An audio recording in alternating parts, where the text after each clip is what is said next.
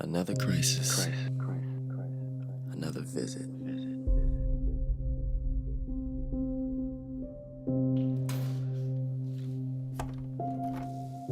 Another jerk. Another heartbreak.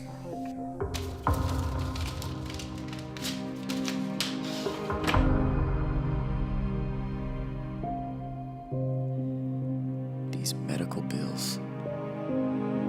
I feel like I'm drowning. This pain is breaking me. But I'm trying to cope. Managing this pain is a full-time job, but it doesn't hurt as much as thinking having sickle cell might keep me from being loved. Dealing with never being in true love.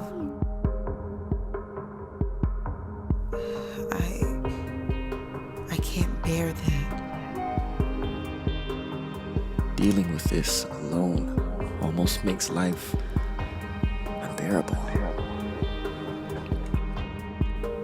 I have to keep trying.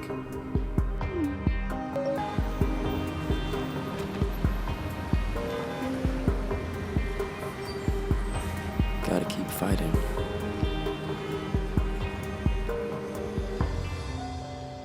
Please, God.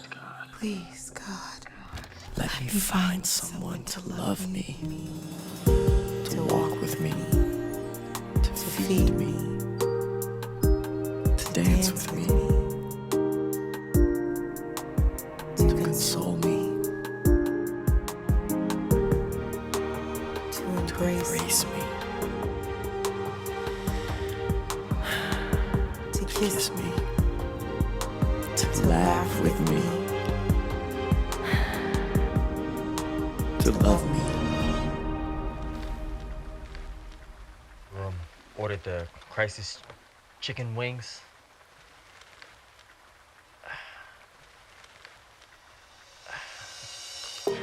This is my crisis.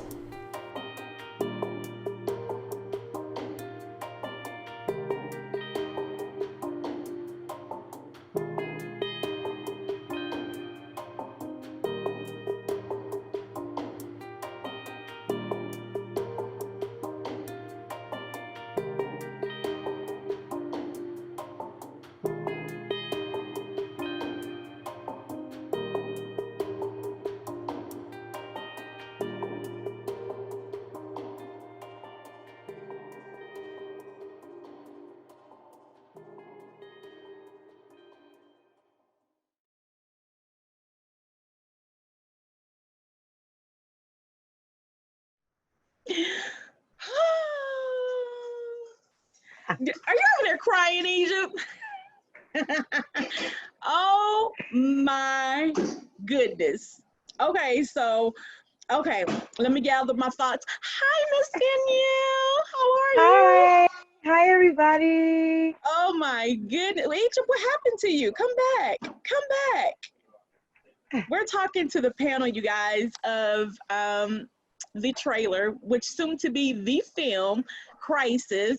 We have, first of all, our director, Mr. Bobby Huntley, and our beautiful actress, Miss Danielle, is it Maynard? Manner, like good Manner. or bad manners. Manner. Oh my goodness. First of all, when we first saw it, I was like, wait a minute. Wait. Is this the movie? Did they go ahead and do the movie? What's happening? Like, it came on and I was so super excited about it. Like, y'all have no idea. Me and Dr. Bailey, when he sent it to us, we were like, okay, we'll look at it. And Egypt sent me a text. He was like, have you seen it? I was like, oh no, not yet. Cause we were about to do the summit. So I didn't have time to like just stop and go look at it. And he emailed me again, have you seen it? Then he called me. I was like, it's the trailer, what's happening? So I finally picked up the phone. He was like, the trailer is there, is in your email. And we transferred it or something to me. And I was like, hold on. And after the first day of the summit, I watched that trailer and I was like, oh yeah, Dr. Bell, we got to play this. We got to play this for the people, because this right here is the business. The quality was so amazing. The acting was superb. I was like, oh my God, I want love too. What's happening? What's Oh my gosh, Danielle, you did so great. Thank Now, you so much.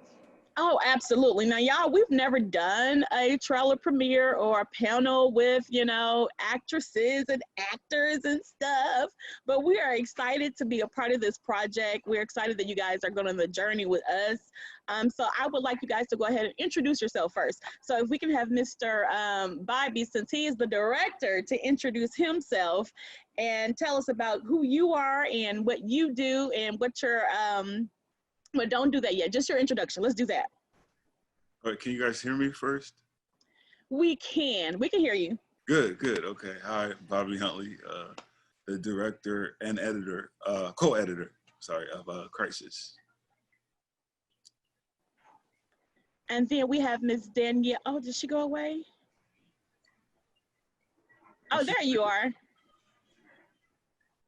So introduce yourself for us. Hi, everyone. My name is Danielle Manor, and I am the lead actress in the film Crisis. Yay! And then of Egypt, I know some people came on. I know you just got finished talking, but if you could just once again introduce yourself. My name is Egypt. I'm the writer and producer of Crisis. Awesome. Now, I just saw the photographer come. Oh, there he is. I made it.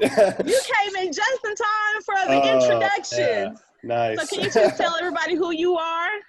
My name is Kalani Jimenez Maxon. I was the DP for the trailer. Yes. Okay. Awesome sauce. Okay.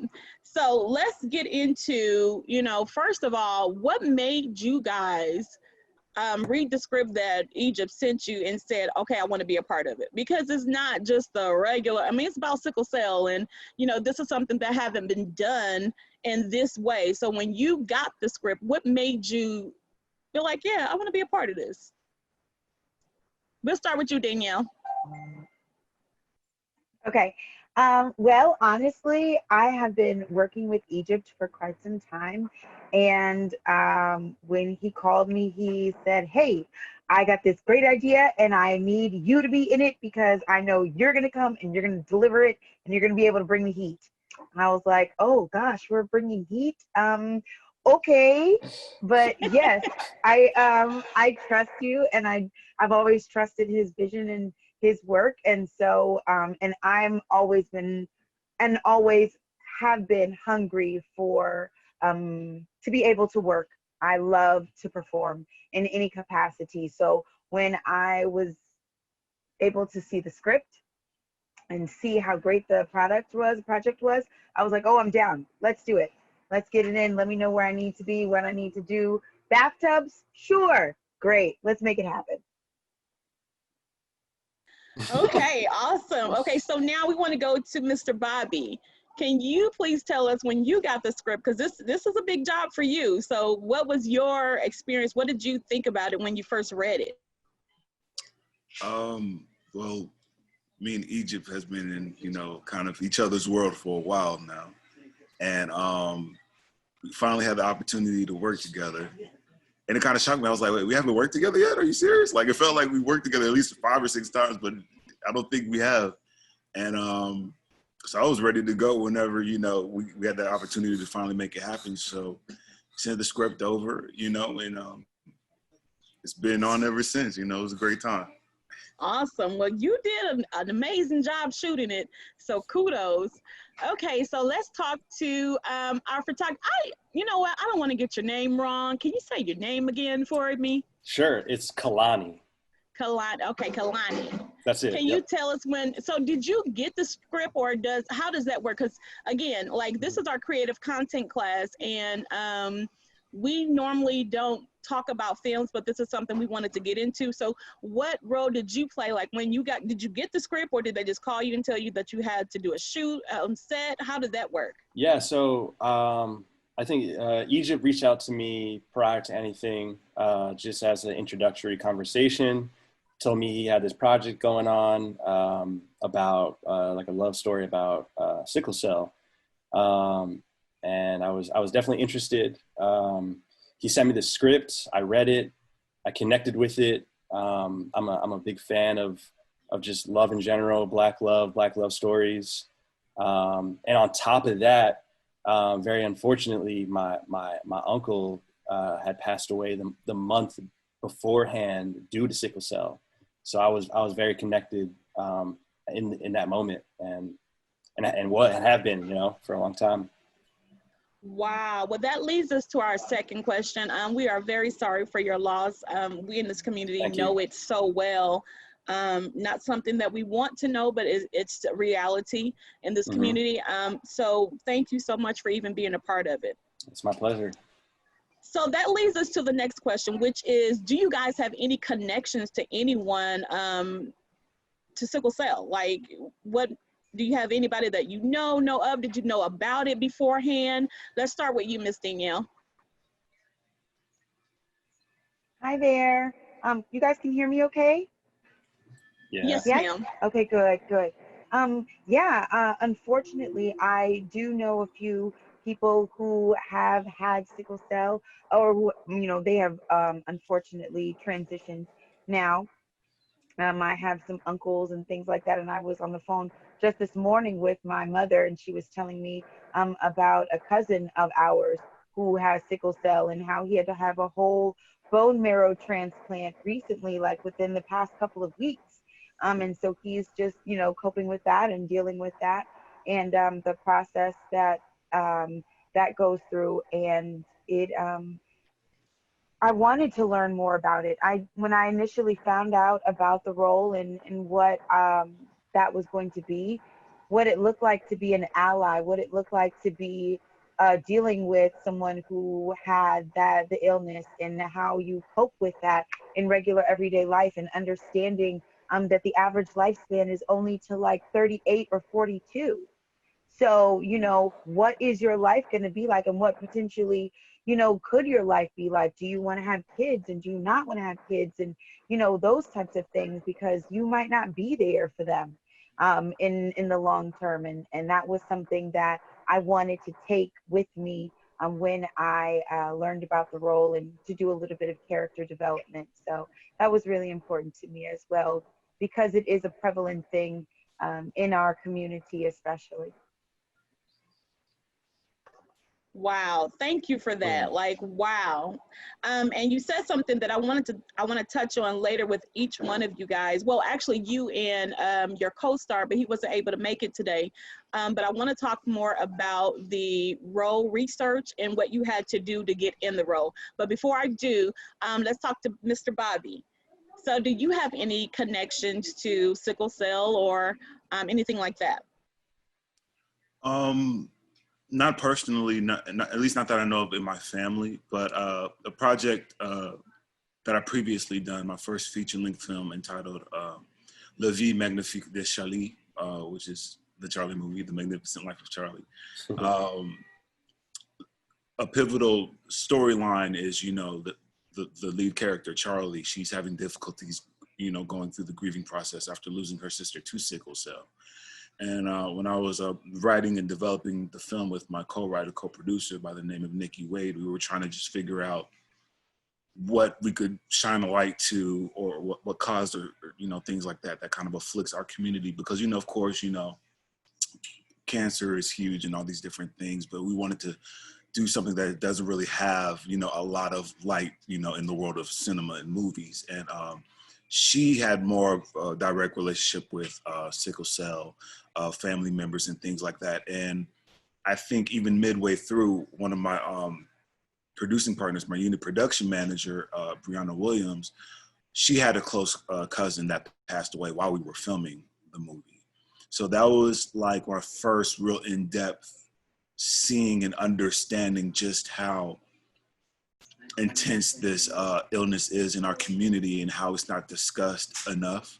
Like, honestly, for me, T-Boz, from TLC is my only reference for sickle cell. Yeah, like most people, yeah. Right, so from then on, I've made a concerted effort to, I definitely wanted to try to partner with an organization once we release that, film, which will be out later this year on various streaming platforms, so look out for it.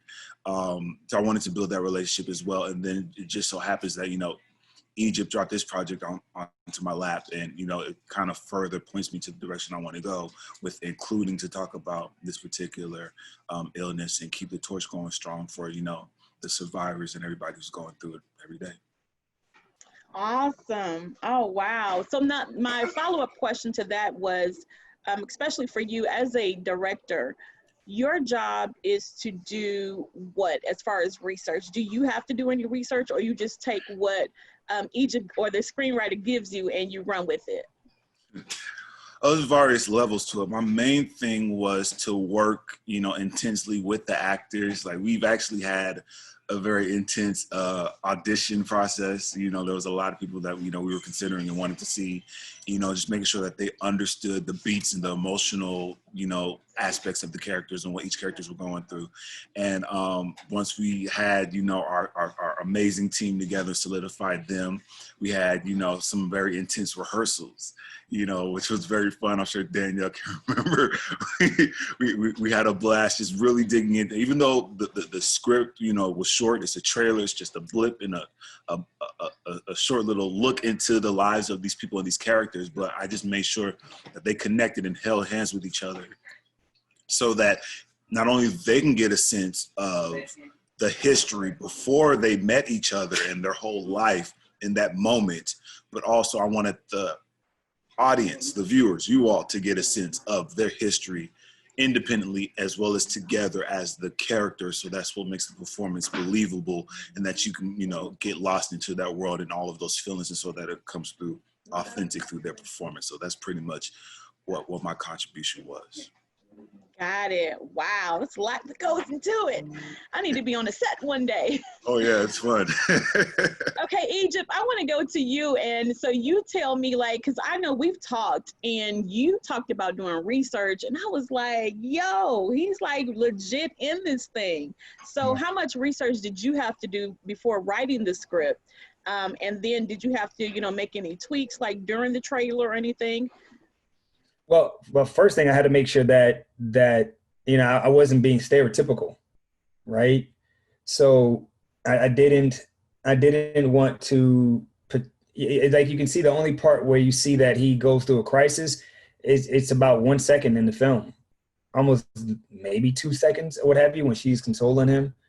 I wanted to make sure that when people looked at it, they were so focused on how much love that these people were experiencing that, you know, it overwhelmed what was going on. I wanted people to pay attention to different aspects of the sickle cell journey, like the bills, right?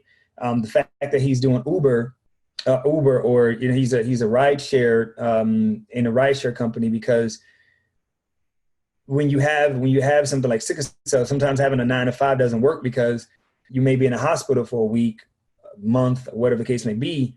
So, you know, you're not able to keep a consistent job. But if you do something like Uber or Uber Eats or Postmates or something like that, once you get out of hospital, well, you can start working that same day. So I had to pay attention to these little nuances. It wasn't like, all right, you know, what is a crisis? What does it hurt? You know, stuff like that. Like, I couldn't invest time in that, because then I would go stereotypical, right? And I said I had to go into these things that really matter to these different individuals. And then not only just the people with sickle cell, I had to also figure out, well, what about this woman? What is she going through? And why is she so fed up with the type of love that she got previously, that she even opens herself up to being in a new relationship? I said, well, that previous love had to be so brutal. The ending of the previous love had to be so brutal that it let her say, I'm not taking it anymore. And then the arrogance of the previous relationship had to carry over to keep her saying, oh, I'm definitely not going back. So like, originally we know she has a black eye and she's spitting out blood. So we know right off rip she was in some type of domestic violence situation. Right. But then when you'll see later on, when he texts her, like, hey man, come on, man, stop. Hey, stop acting like a freaking baby.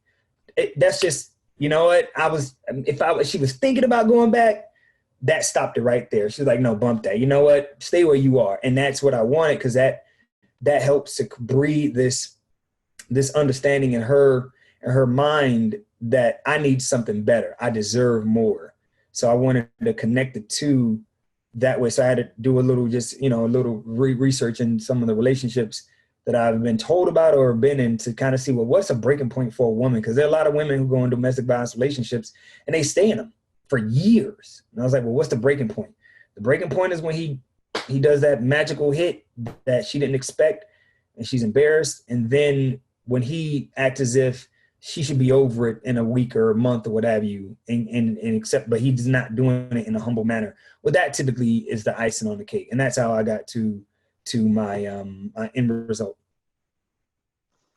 Wow, and I love that you had both of those stories in the trailer, because I think if we just had focused on sickle cell, then people would have been like, oh, okay, I don't have anything to identify this movie with. So I'm like, okay, it's something that I'm not really sure about, so I'm not going to watch it. But because you put domestic violence and so many people have to endure that, so it's kind of like you brought the people in. They were, I was drawn in. I was like, okay, he did that right. So let me talk to Miss Danielle. What was your research that you had to do as the lead role? So the first thing, I luckily have another good friend of mine who works with another sickle cell foundation as well. So I gave him a call, and he helped me out and gave me some information and some people to speak to and put me in the right direction. And like I said, I also reached out to, just some other family members of mine, and, just did a little bit of digging myself. So, for me, I gave her, she potentially has the genetic trait, but she doesn't have the full-blown disease. So she doesn't have any issues or anything like that. So that's potentially something else that could be definitely a big factor for someone who wants to be in a relationship with someone who has sickle cell anemia. And so I wanted it to be very layered. I wanted it to be very vulnerable and very grounded and very real. And Bobby, that's just what Bobby does. Yes. So, Bobby knows, oh, honey, you put me through the ringer. I was hollering and fussing every step of the way, because that's what I do sometimes, but it's okay. And he definitely just made it a great experience, and we really got into it and got into the meat and potatoes of it and got into that nitty grit of it, and just found that really nice, beautiful, sweet spot that is what made this project so beautiful and so relatable for everyone. Wow, that was, oh yes, you did well. You did well. I was like, oh, okay. So the next question that I want to ask you, and I want to start off with you, is what was your favorite scene in the movie and what? Now, because I know it's just a trailer, so you guys haven't really done the full scenes. But when you were doing the trailer, what was the favorite part of it? Like, what was, like, did you have one part you was like, oh yeah? Yes. Okay. So when we filmed it and then when I saw it, it is two different things. Okay. So my favorite part probably at the end is the trailer where we are like looking down and then we look up at each other and we have those moments where we're like cuddled and like all caked up. Yes. Yes, girl. Yes, girl. So when we filmed it, it was cold as crap outside. Yeah, it was. It was freezing outside. So it was a lot of acting because we had to really just, I was like, you couldn't tell. we had to pretend it was a warm, sunny day in May because it was definitely February. It was February. So it was very cold. But so that was definitely memorable. But it was so nice because the men on set were so wonderful to me, and they made sure that I was warm and sweet and all of those things, and they took care of me. So that was really great. But honey, when I saw it, I saw it. It was so good, and it was so nice, and it was so sweet. And the way they just shot those moments of us looking up at each other, I was like, I love it. I love it. I was just as excited as you. That was my favorite part too. That was my favorite part. When he looked up and y'all both looked up, I was like, wait a minute. Why does it have to end? No. Yeah. Yes. That was my favorite part. I loved it. Kudos, guys.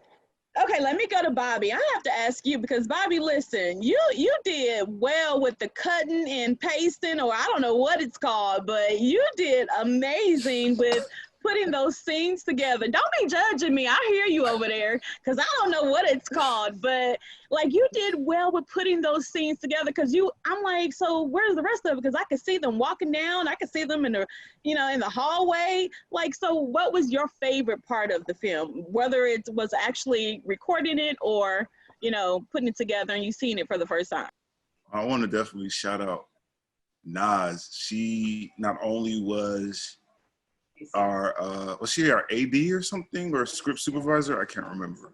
But she also handled a lot of the post work, the editing as well. And so I was able to come in towards the end and, tighten it up and get everything together. But she definitely, okay. Yeah, so giving her love and stuff like that. But I have to agree with Danielle. Like, so when I see something that I like, I think they can tell you, and I even got behind the scenes footage of this, like I scream at the end of the take. So like they know like, oh, Bobby's excited, that's a good take. But us getting out there, it was like we shot everything in one day, right? I'm trying to remember. Yeah, it was all like, one if day. you remember, this was like maybe a week, not even 2 weeks before like COVID and all this stuff. Like we didn't even know what COVID was. And like a week later, the whole world changed. So it's like this happened 5 years ago in my mind, like I'm trying to remember. But I love everything about the outside scene. It was like the second to last thing that we shot. It was a very, very, very long day. It was very cold. I think it was starting to rain a little bit. Yeah. But Danielle and JL, they honed in, and I was like, look down and look up, and it was just beautiful. Those shots are just beautiful, and yeah, it was my favorite as well. It was okay. Now let's talk to Kalani. Can you tell me what was your first favorite part of it? My favorite scene? Yes, your favorite scene. Oh, man. There's so many moments that I enjoyed. Probably the moment when they first meet at the door. That was a lot of fun to shoot. I just think watching their interactions was really enjoyable for me, and just kind of getting the lighting down packed for that as well. And probably next to that, the tub scene and all the bathroom stuff that we did, because of just the way it ended up looking. I thought it turned out beautiful. All the suds and everything. I just really, I enjoyed that whole process. No, wait a minute. Wait. Not like in that way, but just like the lighting.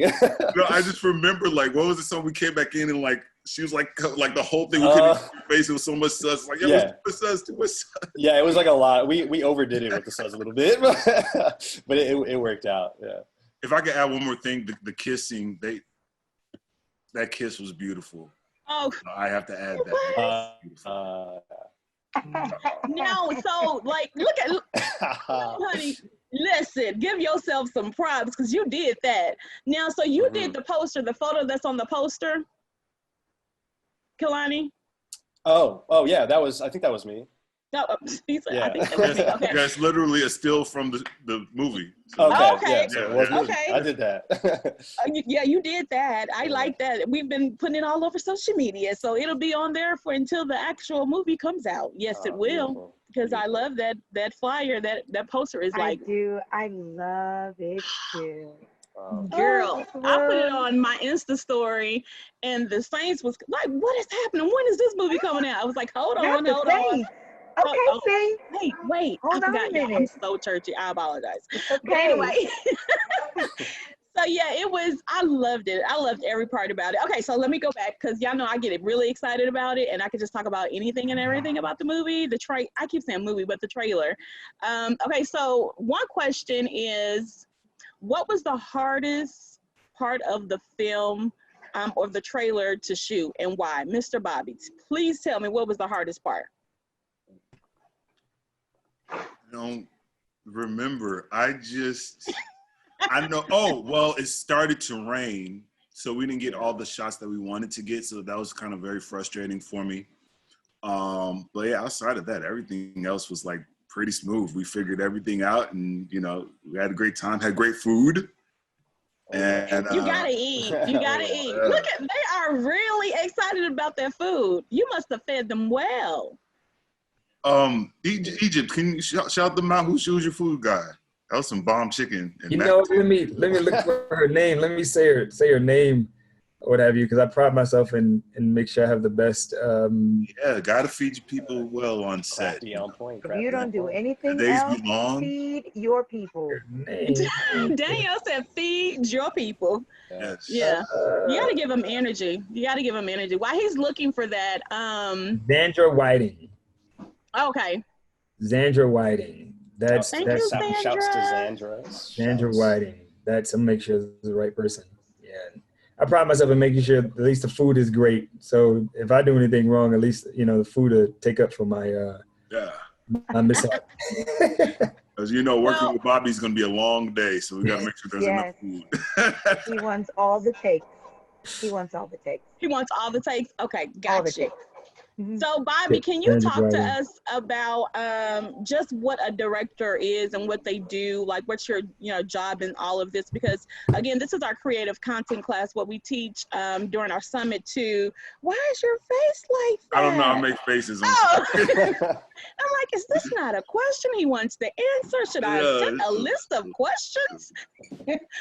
No, so I want to talk to you because again, these are warriors who want to get into this field. Like a lot of people want to do acting, some people want to do screenwriting, and some people just want to be the director. And so, yeah, so can you just tell us what your job is? Because I think a lot of people think, oh, he's just behind the camera and saying do this, do that, but they don't understand, how hard it is or maybe how easy it is. I don't know. And, when did you start this?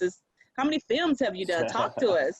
Okay, trying to make this short. I've been doing this since I was 10, so I'm like 20 years in the game. A director, on a much smaller sense, of course, you are the tunnel for the whole vision. So whatever it is you have in your head of what you want, whether you write the script or the script is given to you, you have to be effective and intentional in all of your communication. So if you want something, you have to know how to be able to communicate it. You have to know how to be technical. When you have to be technical to talk to the technical people, like, your DPs and whatnot, your cinematographers, your camera people, lighting, all of that. Down to your talent, like, making sure you're able to communicate with them, i.e., I recommend as a director, you take acting classes. So that helps me with my vocabulary because, you're not supposed to be like, okay, right here, just be sad, look sad, go. You have to be able to, that's a whole nother vocabulary and expression to get them to that place. And Gotcha. also to build. A really good thing. Yeah, and to build a sense of camaraderie and trust. Like you have to build trust with your talent because they're going places, they're being vulnerable and opening themselves to the camera and in front of all these people in this room with the hot lights. So it's a lot to ask of them and to do it over and over and over and over. So with that, also, you have to be a good manager of expectations, manager of people's emotions, manager of people's egos, all of these things. Your brain have to be going 8-9 different places all at the same time and making sure that you're able to not only make the day, which means get all the shots that you're required to get in on that day, which is for us, we only had one day. So I have to make sure we had a completed film, before we went home. Cause that's, all that we had to deal with, even though it was raining, but we made it work. But yeah, just a lot of research, read as many books as you can, watch as many documentaries and things as you can. When you watch movies, try to watch it with the director's commentary on. But yeah, it's just mainly directing is communication and being a manager of everything and just try to keep people's energy up, energy right. Because when you're working on a set with so many people, a lot of different personalities, anything could go wrong just like that.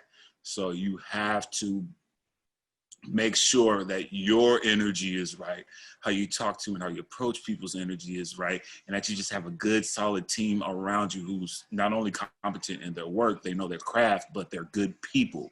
So no matter if we go into the 11th, 12th, 13th, hopefully not 14th hour, you know, everybody's in good spirits to feel good about what they're doing. So it all starts with the director. Got it. Oh, wow. You did great. You did great. Okay, so what about you, Danielle? Like, so what's your, well, we already know that you lead and you follow directions, but is there, like, do you get to give him input about, you know, what you're doing? And someone asked, how long have you been acting? So acting for me was a divine gift that I was given as a child. It is something that I have always done. It is who I am. It is ingrained into my spirit. So with that being said, I'm always around directors and creatives who help me to guide that vision and make things come to fruition. So with working with them, it was a beautiful process because they give me a level of comfort for me to be the emotional fireman that I need to be. Acting is behaving truthfully in imaginary circumstances. So when you're doing those types of things, it's very important for you to be around and be in a place and space that makes you comfortable so that you can really get down into that nitty grit and have that visceral connection to the character that you need to have. I've been acting and training since I was probably 7 or 8 years old. So around 20, 25 years around the same time that Bobby had, which is why we work and gel so well together. Because we just get it. We just know it's ingrained in our systems and in our spirits. It's a muscle memory type of thing. You know, I treat my acting and like I'm an athlete, and I treat it just as if I was an athlete. I train like an athlete. And so if you are a person, I'm sorry, I live in the middle of downtown, so you might get a little bit of downtown noise. So if you are an actor, then you should train as an athlete. You are a warrior in this, especially if you are an actor of color, especially if you are a woman actor of color. You are definitely a warrior in this situation. So you should behave and do that accordingly. So everything that I do, stamina-wise, and how to keep myself relatable and grounded and visceral and real and raw and gritty and interesting and captivating, that's all through, you know, training and working with great directors who make you feel comfortable enough to pull that kind of stuff out. So it's what I love to do. It's how I love to be, and I wouldn't have it any other way. So I'm happy, so happy that this is finally coming out, because honey, when I saw it, I cried. So you already know, I hollered, I fussed, I cried, and I called Egypt, and I paced around my house for probably about 20 minutes, a hole into the ground. I was like, this is so good. I can't believe you guys did this. Oh my goodness. So yes, I'm super excited about it as well. And I love this as well. This is why I do what I do, my art and my activism, so that I can change and create a community that is bonded together through this type of work. So, yeah. Wow. Yeah. So, and you did it so well. Like you brought a really good your character, your emotions. Like I could not believe, I was like, I saw the chemistry test. So yeah, when I saw the chemistry test, I was like, who is she? What is happening here? So, and when Egypt told me who he was getting, I was like, okay, but I didn't know, of course, I'm not in that world, so I don't know, you know, who everyone is. And when I saw the chemistry test, I was like, so yeah, those two, yeah, that works. That's what. And honey, when he sent me the chemistry test, I said, I don't know what this means. So I guess I'm just gonna look at it and and be very, you know, yeah, I'm just gonna tell my opinion, I guess. But it was like he chose the right people for the leads. Like you really did it justice. So thank you for that. Someone wants to know from you before I move over, did you train at a school, or are you self-taught? I eat, sleep, breathe, drink, consume this all day, every day. It's what I do. Like I said, I train like an athlete. So acting, a lot of it is like a muscle memory. And the more that you work that muscle, the sharper and tougher that you become. I started off in the theater. I wasn't formally trained, but I just did a ton of community theater as a kid. And so I learned, my learning experience was very hands-on that way. I learned to work with different directors. I learned the terminology for being in the theater and that type of environment. I learned how to become vulnerable and do different characters and dialects and accents and things like that. Just all from doing and experiencing and being. But I did it in high school and stuff like that as well. It wasn't until I went to college where I got like full formal training. So I did go to school and major in theater with a concentration in acting and a minor in mass communications. And then I came back here to Atlanta. No, I went to New York for a little bit, and then I came back here to Atlanta, and then bounced around the country and just did a whole bunch of acting in a whole bunch of different places. So I'm very, very big and on people who go and just be hands-on. Training is always necessary. Training is always great. Find a great acting coach wherever you can.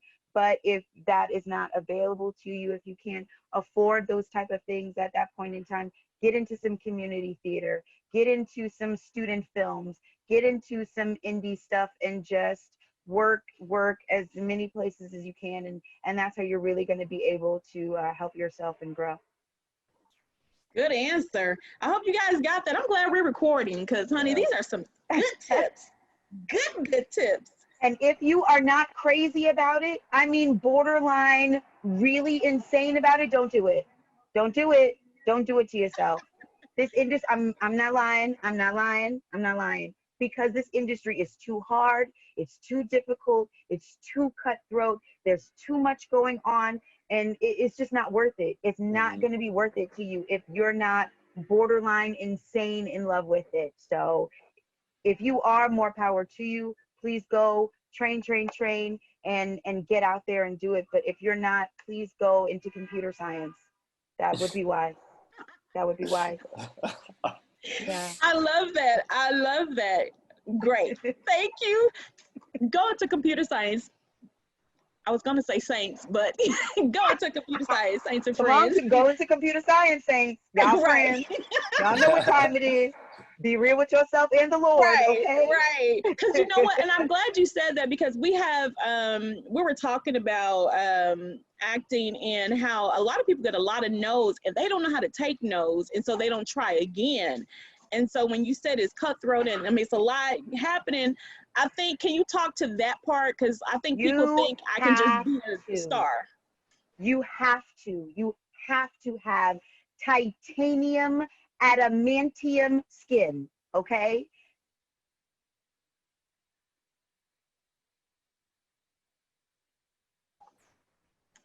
You froze on us, Danielle.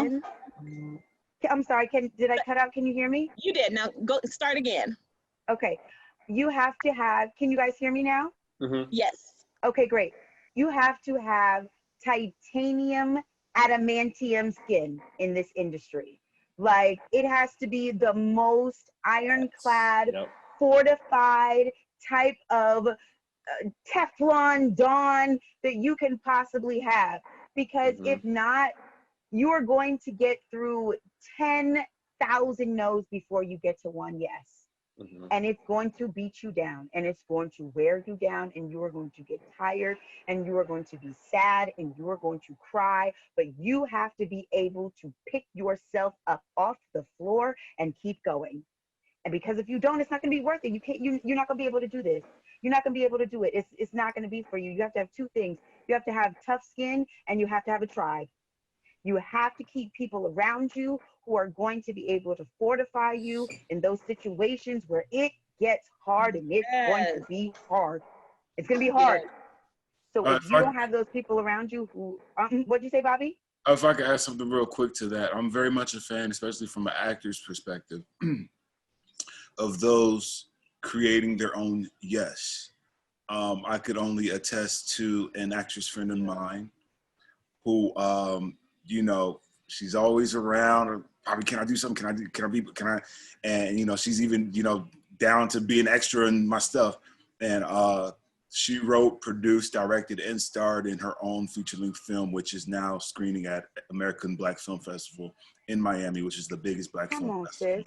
You know, so I'm extremely proud of her, and that's what I tell people, like, hey, create your own yeses. This is what I do. I create my own yes as a director, because, you know, we're out here asking for, you know, opportunities and things and looks and things like that, but we have to create our own. So you'll be all right as long as you create your own yes. That's a huge thing too. Don't sit around and, you know, be waiting for Steven Spielberg to meet you in a coffee shop and say, oh my gosh, you're the most beautiful. Let me go and put you as the star of my next film. You'd be better off getting struck by lightning. So, you know, be realistic about, you know, you create your own opportunities, find your tribe, find other creatives around you where, you know, like Issa said, it's about networking across, not necessarily, you know, networking up.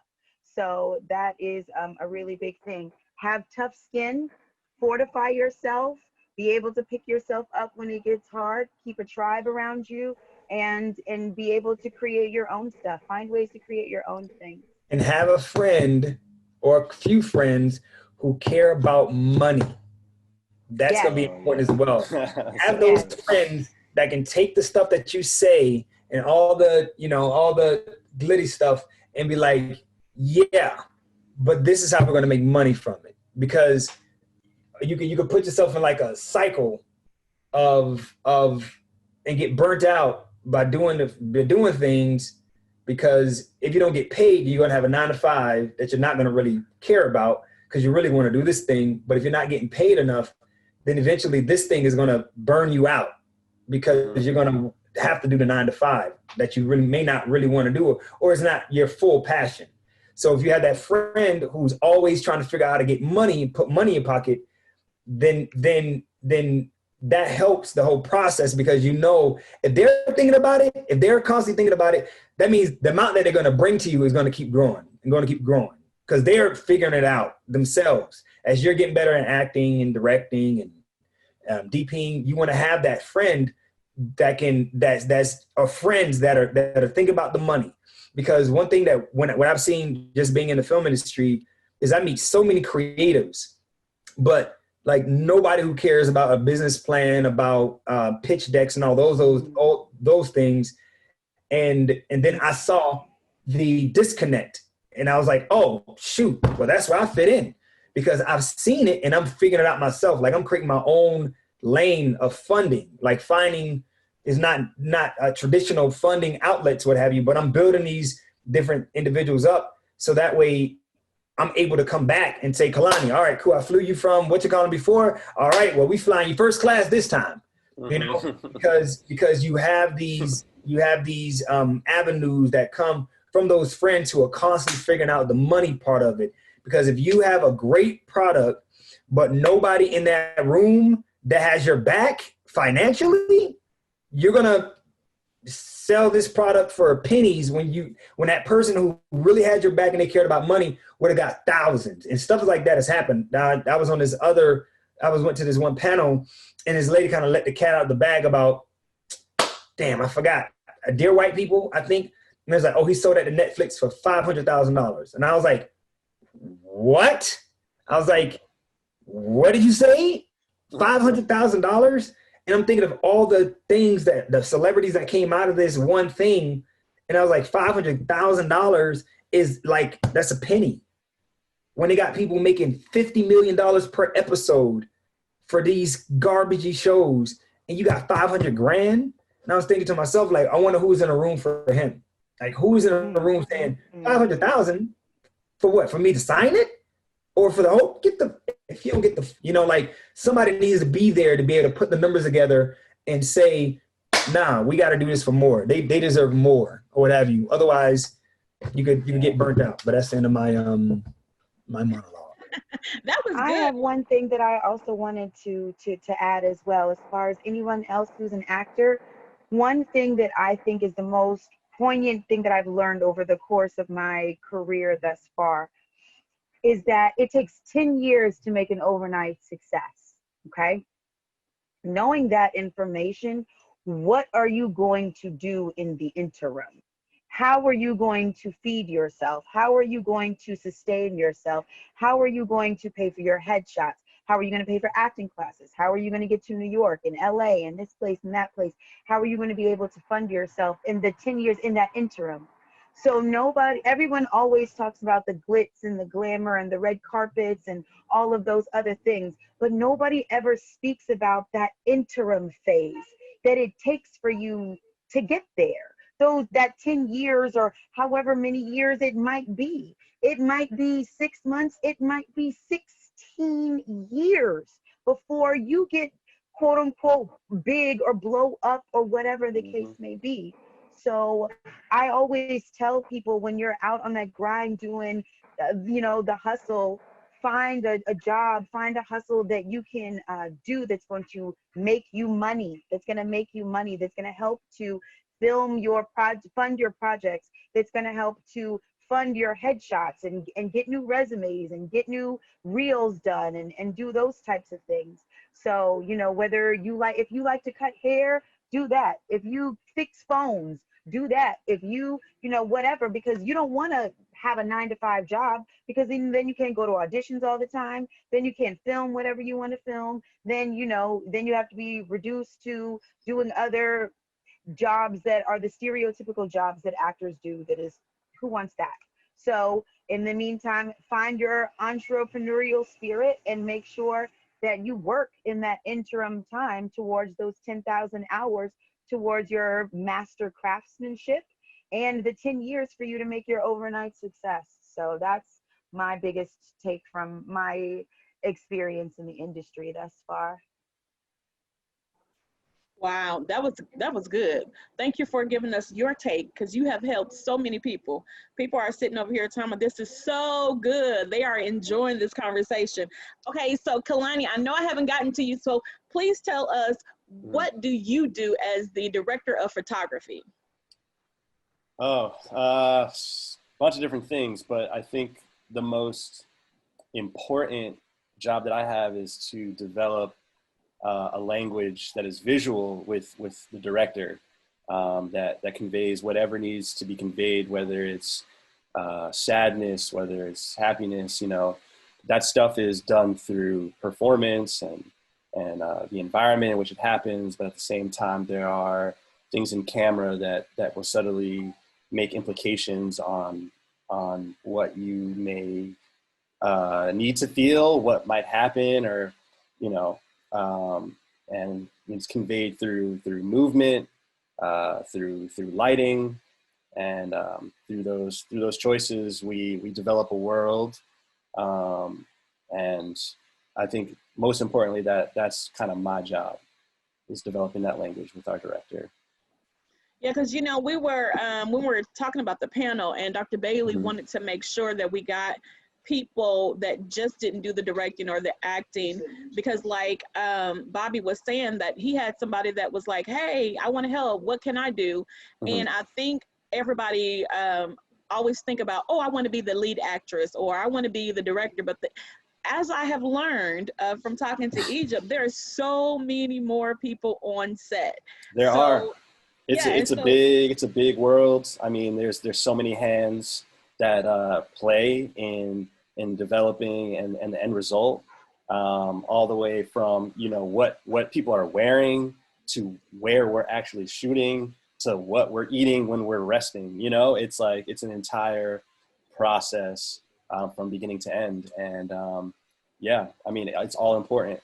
It's all even down to the PA. You know what I mean? The PA, a lot of times end up being the mules or the lackeys of the set, but they are so crucial to helping us do what we need to do and get the things that we need to get.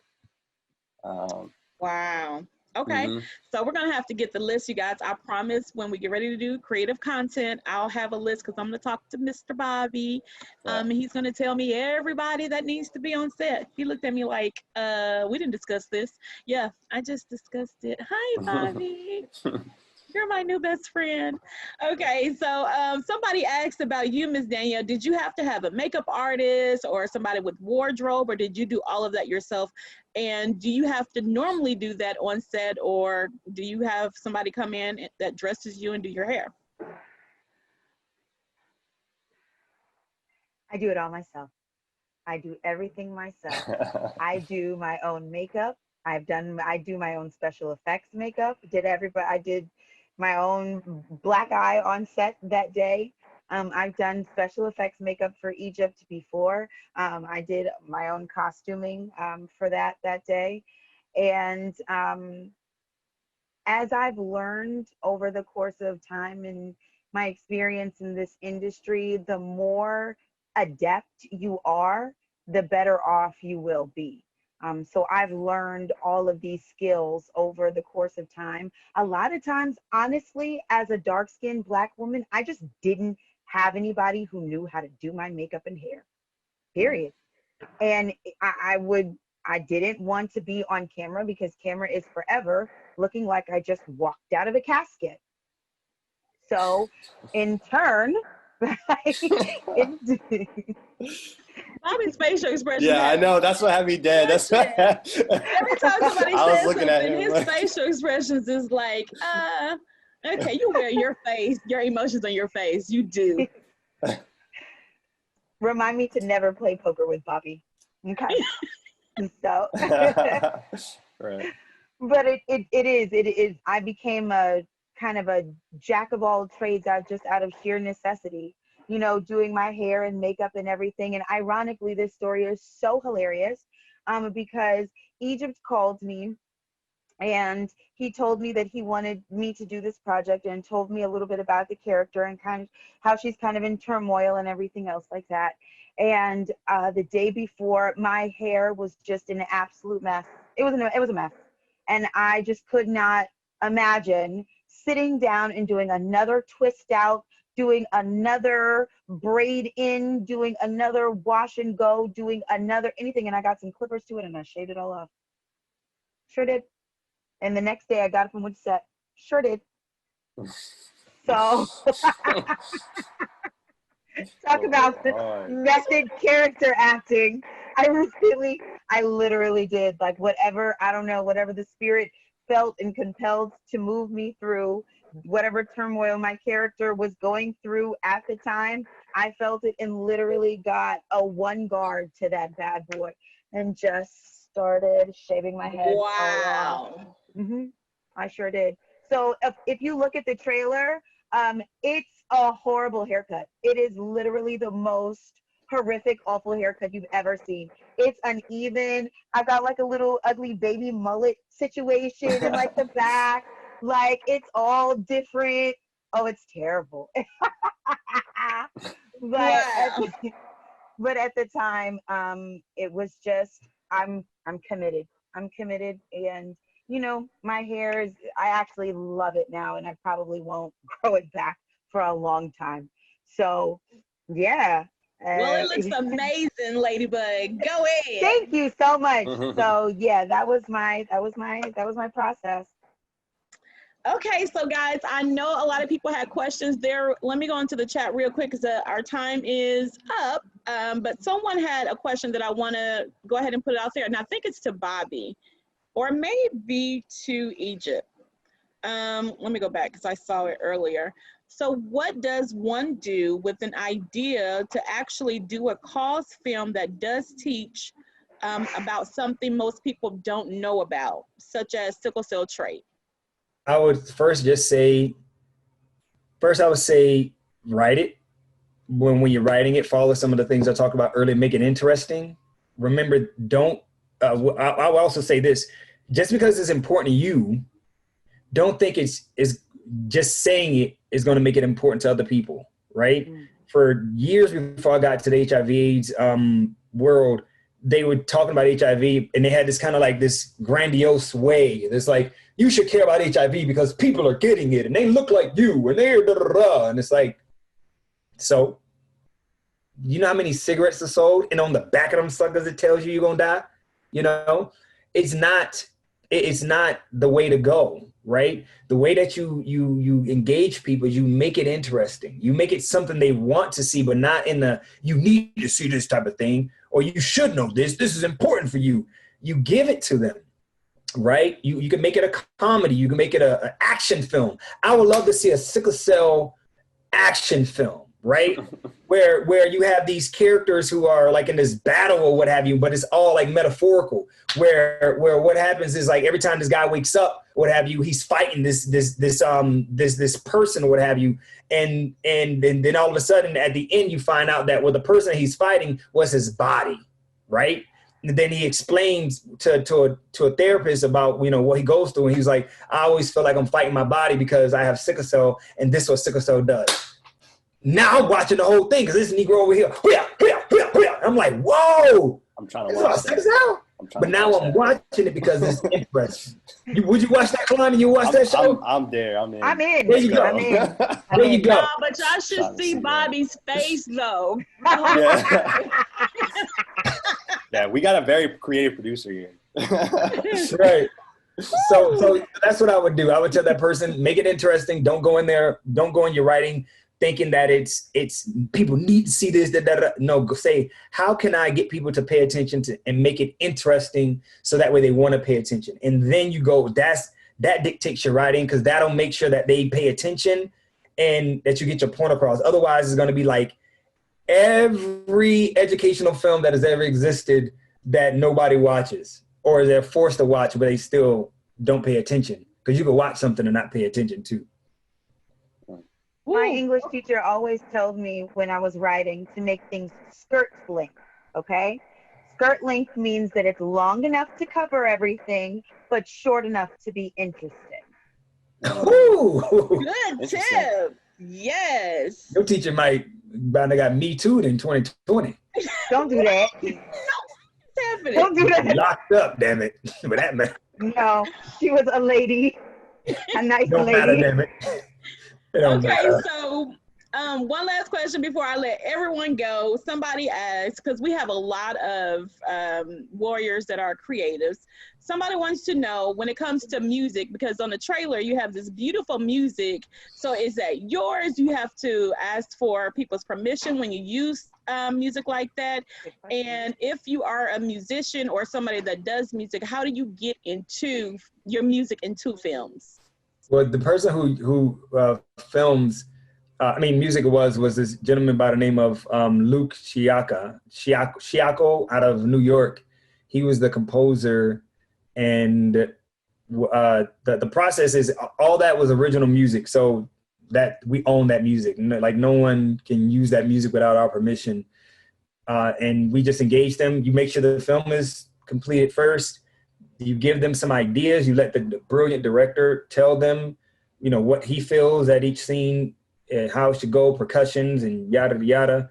And then the composer takes what the director tells them and then creates from there. And then the director maybe asks for more. Can I get some drum kicks here? Can I get some strings here, or what have you? Or take these out, put these in. And then you get that sound. You get the sound that's whatever the director's vision, combined with the composer to create the sound that you hear. I just want to say I'm so thankful and grateful to have this opportunity to do that. When Egypt said, "Oh, I got a composer guy, go ahead and work with him," I was like, "Yes." I started in music first. I've been doing music since I was 6 years old. And whenever I can get a chance to play with a musician and come up with different things, like I'm like a kid at a candy store. So that was an amazing, fun experience for me. And hopefully I get a chance to work with him again really soon, because yeah, that was fun. I love that, because the music is so important. Like, okay, here I need it like this, and the strings are supposed to swell, and this is the bubble, like I'm all into all of that. So there's the film and there's the music, and it just comes together. Can't do So one somebody without said something about scoring, so I'm assuming that's the music of Yes. Yes. Oh, okay. Yes. So their question now is, so how do you get into a film? Like, do you have to just go to the people, or is there a certain way to do it? You DM people? I don't know. I get Okay, people so in my I guess DMs a lot. I actually have a meeting as soon as I get off here with the composer. Oh, nice. So Very nice. yeah. Agent helped me to produce my first film that I did last year, and we worked with a composer. And honestly, working with the composer was almost like it was one of the most rewarding and most fun aspects of doing the whole film process. It is very tedious and it can be very strenuous sometimes. Just making sure that this little note hits just right here, and this does this, and like you said, with the swells and the crescendos and things. But you know, the music is the peanut butter to the jelly of a peanut butter and jelly sandwich of a movie, so you have to have it. And that's what just makes it so much better. But as far as like the scoring and stuff like that, there are all different kinds of places and spaces. And if you're interested in composers, or if you're interested in being an actor and reaching out to those type of people in that way, there are websites that we go to look for auditions for. I don't necessarily, I mean, unless they're like indie directors, I don't necessarily normally just, you know, be out here emailing Jordan Peele like, hey, put me in your project. Right. But you know, we work to have, you know, agents and managers and those types of things who do that for us. But if you're just starting out, I would definitely check out the Actors Access type of website, the ATL casting, 800 casting, you know, types of places and spaces. If that's what you're looking for. But as far as like composers and those types of people, if you're doing films and stuff, go to the campuses, go to the college campuses, meet indie musicians, and meet people who are hungry and interested in finding ways to get their product out. So, you know, you guys can all work together and collab together, and then, you know, put out some stank on your hot stuff. So yeah. I have enjoyed this conversation. Y'all are so funny, from Mr. Bobby's facial expressions to our motivational speaking from Miss Danielle. Like, it just has been so fun. Okay, so I don't want to keep you guys any longer, but I do want to thank you guys for being a part of the journey. Like, this is something we've never done before, and you guys have made it so easy. We love the product. We love the trailer. We cannot wait for the film. And for those, and I talked to Egypt about this, for those, I know COVID is happening and we don't know exactly when you guys are going to actually be doing the filming, but warriors that wanted to be a part of it, I think Egypt is going to do some rewrites in some ways so that warriors can be a part of it virtually, because unfortunately in the sickle cell community, we will not have anybody out in these streets, you know, going anywhere, doing anything on our behalf and get COVID because of a film. But Egypt has so graciously decided, or well, said that he would do some rewrites so that our warriors can be at least a part of the video, the movie, because this organization is all about collaborations and all about being, making sure that we have a voice in this space, and this movie is giving us a voice. So I'm really excited about it. I'm super excited. So Dr. Bailey is not going to come on, but thank you, Dr. Bailey, for allowing us this time, this space. Y'all, this is our 5th year anniversary, and she has been running, and making sure that warriors have a voice, have projects like this. We just had a new project with a young man about priapism. We're making sure that we get his project up and running. We have health literacy coming out. Those are the new platforms of our king and queen from last year. Tomorrow, guys, we are going to be doing the BMT bone marrow transplant panel, and we are going to replay the trailer. Yes, because I love it so much. Don't judge me. We're going to play it again tomorrow. The cast won't be there tomorrow, but we are going to play it, and we are going to make sure that this video is up on our YouTube page. So please make sure that you guys go ahead and look at that. And thank you guys again so very much. I am in love with the trailer. I am in love with each and every one of you as director and photographer and actress. And thank you so much, Egypt. We appreciate you. So thank you guys. And I'll send you guys an email, but do you guys have any last words or anything you want to say? I want to make sure, because, you know, in church, you got to make sure you give the people. Don't let anybody tell you what is possible. Nobody can tell you that, because nobody knows. And I'm gonna tell you a quick story, 30 seconds. I shot this film about Black Wall Street. There's footage of actual Black Wall Street that exists. Only one person recorded this place, only one person. There's 55 minutes worth of that footage. Getty Images has that footage.